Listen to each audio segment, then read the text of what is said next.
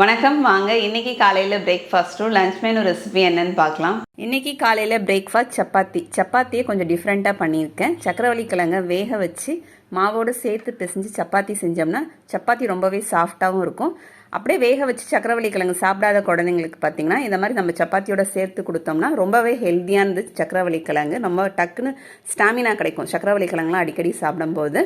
அதுவும் ஒவ்வொரு சப்பாத்தியும் அடுத்தடுத்து போடும்போது ஒரு சப்பாத்தியும் பார்த்தீங்கன்னா உப்பி வந்துச்சு. சப்பாத்திக்கு சைட் டிஷ் பார்த்தீங்கன்னா வெள்ளை குருமா. இந்த குருமாவில் பார்த்தீங்கன்னா தேங்காய் சேர்க்காம ஒரு க்ரீமியான ஒரு வெள்ளை குருமா. இந்த சப்பாத்திக்கும் குருமாக்கும் சூப்பராக இருக்கும். ஏற்கனவே இந்த குருமா நம்ம சேனலில் போட்டிருக்கோங்க. லஞ்ச் மெனு நல்லா சூடான சாதத்துக்கு இன்றைக்கி பங்குனி செவ்வாய், முதல் செவ்வாய். அதனால் இன்றைக்கி சௌச்சௌ போட்டு சாம்பார் வச்சுட்டு கேரட் பொரியலும் ஏற்கனவே நம்ம சேனலில் போட்டிருக்கோம். ரொம்பவே நல்லாயிருக்கும். அப்புறம் நல்லா சூடான ரசம். உளுத்தம் வடை செஞ்சு ரொம்ப நாளாக ஆச்சு. அதனால் கொஞ்சமாக மிக்சியில் அரைச்சி உளுத்தம் வடை. தேங்க்யூ.